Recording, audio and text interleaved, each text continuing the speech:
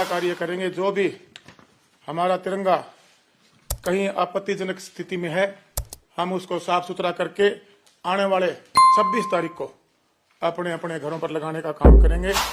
इस चुनाव में बड़ी संख्या में हरियाणा प्रदेश की हमारी सरकार ने नारी शक्ति को प्रतिनिधित्व जो दिया है, सरकार की नीतियों से बड़ी संख्या में शिक्षित प्रतिनिधि चुनकर आए हैं, जिनसे ग्रामीण विकास को नई गति मिलेगी।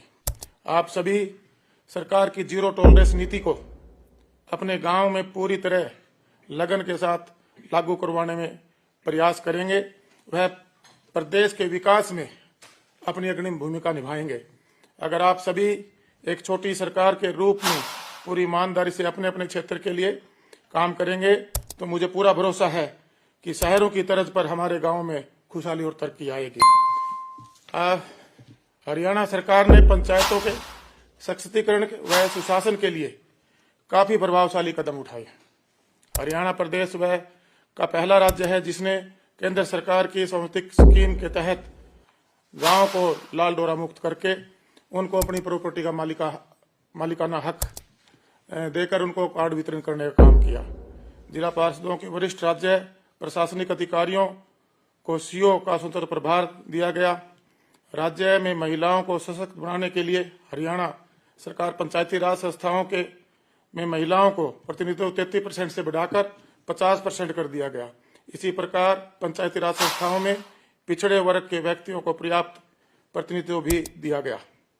ग्राम पंचायतों को अपने आय स्रोत बढ़ाने के हेतु हरियाणा सरकार ने कुछ अहम कदम उठाए, जैसा कि ग्राम पंचायतों के क्षेत्र में स्थित अचल संपत्ति के ट्रांसफर पर जो स्टाम्प ड्यूटी लगेगी उसमें 2% का शुल्क ग्राम पंचायत के विकास के लिए पंचायतों को जाएगा। इसी प्रकार जो बिजली कंज्यूम गांव में होती है, जो उपभोक्ता बिजली कंज्यूम करते हैं, उस पर 2% सेस लगाकर गांव की डेवलपमेंट के लिए ये फैसला हमारी हरियाणा सरकार ने लिया। हरियाणा सरकार ने गांव में गंदे पानी का निजात, जो बहुत पुरानी समस्या पिछले लंबे कई दशकों से बनी हुई थी, वाटर मैनेजमेंट के तहत 3500 गांव को टारगेट लेकर इस पर एक पहला बड़ा कदम मैं हरियाणा सरकार का कहूंगा कि जिन्हें उठाने का काम किया और इससे हमारे गांव साफ सुथरे होंगे।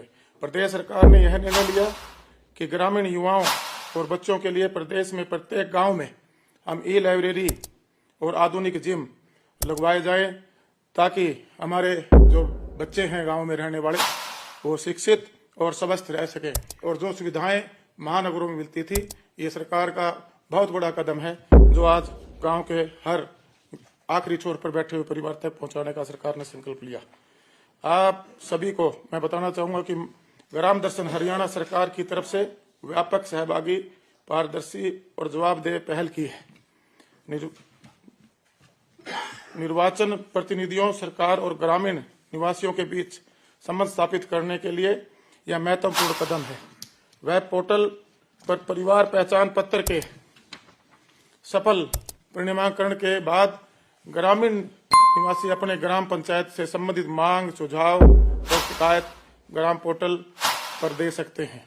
इस पोर्टल के द्वारा गांव के व्यक्ति सरकार से सीधा अपनी विकास कार्यों से संबंधित मांग और सुझाव भी रख सकते हैं। हमारा विभाग HIDRD के माध्यम से आप सबको 3 दिवस का प्रशिक्षण उपलब्ध कराया जाएगा, जिसके आपको पंचायती राज एक्ट अथवा विभिन्न सरकारी योजनाओं की जानकारी दी जाएगी। आपको अपने कर्तव्यों और दायित्वों के बारे में बताया जाएगा। आपसे यह अपेक्षा रहेगी कि आप अपने कर्तव्यों का निर्वहन सच्ची निष्ठा तथा पंचायत राज एक्ट विभिन्न सरकारी योजनाओं के नियमानुसार करेंगे। हमारी सरकार ने पूर्ण ग्राम पंचायत के निर्विरोध चुने जाने पर 11 लाख रुपए पूरी पंचायत को, अगर केवल सरपंच निर्विरोध चुने गए हैं उनको 5 लाख रुपए, और अगर पंच निर्विरोध चुने गए हैं उनको 50,000 रुपए, जिला परिषद सदस्य के लिए 5 लाख रुपए और हमारी समिति सदस्य के लिए 2 लाख रुपए का प्रावधान सरकार ने रखा है। मुझे पूर्ण विश्वास है कि हमारी शिक्षित, सक्षम व समर्थ पंचायती राज संस्थाएं भारत व राज्य सरकार की योजनाओं को पूर्ण रूप से लागू करते हुए सशक्त विकास के लक्ष्यों को प्राप्ति में पूर्ण भागीदारी सुनिश्चित करेंगी। एक बार मैं पुनः जितने भी पंचायत प्रतिनिधि, पंच, सरपंच, ब्लॉक समिति सदस्य और जिला परिषद सदस्य चुनाव आए हैं। आपके आने वाले समय के लिए आपका उज्जवल भविष्य हो और आपको मैं बधाई देता हूं, आपको धन्यवाद देता हूं और आप और हम सब मिलकर एक टीम के रूप में हमारे इस हरियाणा प्रदेश को आगे जाने का काम करेंगे। धन्यवाद। धन्यवाद सर। अब मैं परम आदरणीय मुख्यमंत्री हरियाणा श्री मनोहर लाल जी को इनवाइट करूंगा कि सर आप हमें अपना शुभ संदेश व मार्गदर्शन दें।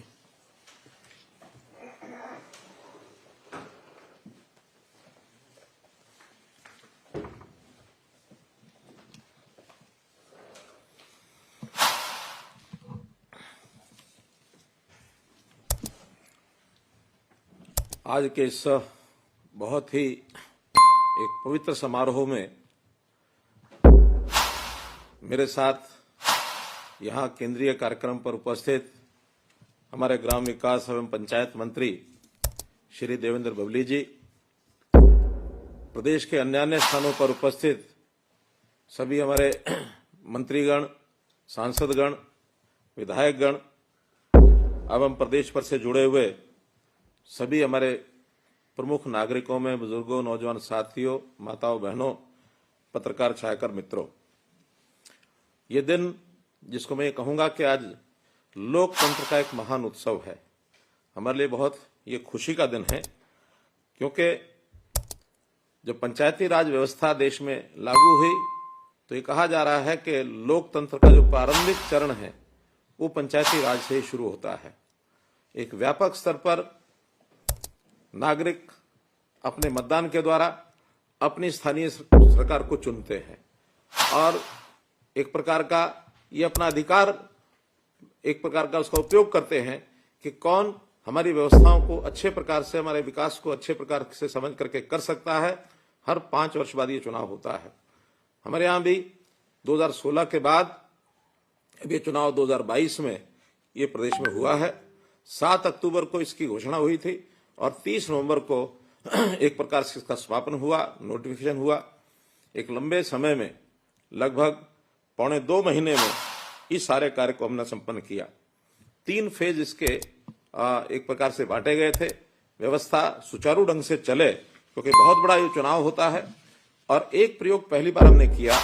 इससे पहले हर बार किसी भी मतदाता को 4 मत एक साथ डालने होते थे, लेकिन इस बार हर मतदाता को उन 4 मतों को 2-2 मत करके और उसका 2 दिन चुनाव का ये हमने रखा। 3 फेज में ये चुनाव हुए और जो परिणाम है वो आने के बाद 30 नवंबर को इसका नोटिफिकेशन होने के बाद आज हम 3 दिसंबर को एक साथ प्रदेश भर के सभी गांवों में, सभी ब्लॉक हेडक्वार्टर पर और सभी जिला केंद्रों पर ये सब शपथ का कार्यक्रम हम करने जा रहे हैं। जहां तक आंकड़ों का विषय है, जैसा हमारे एसीएस अनिल मलिक जी ने हमको बताया है, मैं एक बार फिर उसको दोहराना चाहूंगा, क्योंकि इन आंकड़ों से इस चुनाव का व्याप्त ये पता लगता है। कुल मिलाकर इन चुनाव में जो सीटें हैं जिनका चुनाव हुआ, जिला परिषद, पंचायत समिति, पंच और सरपंच, 71,696 ये सीटें हैं। इतने वार्ड हैं जिनमें प्रारंभ में 1,60,192 लोगों ने नॉमिनेशन किया। उसके अंदर 2600 रिजेक्ट हुए, 31,900 के लगभग विड्रा कर लिए गए और अंत में जो लोग जो यूनानिमसली चुने गए, जहां केवल एक ही नॉमिनेशन प्राप्त हुआ, ऐसी भी बहुत बड़ी संख्या इन 71,600 में से 40,500 लोग ऐसे थे, लगभग 60% हम कह सकते हैं कि जो यूनानिमसली चुनाव हुआ, ये हमारे एक लोकतंत्र की एक बहुत बड़ी ताकत है कि गांव में लोग सहमति से और इसको खड़ा करते हैं। इस प्रकार जो चुनाव की बाकी सीटें बची हैं वो 29,474 बची और सभी जो कैंडिडेट जिन्होंने कंटेस्ट किया वो 85,127 थे। 1770 ऐसी सीटें जो खाली रह गई हैं किन्हीं कारणों से, और उनका चुनाव ये भी बाद में कराया जाएगा। मैं ऐसा मानता हूं कि पंचायती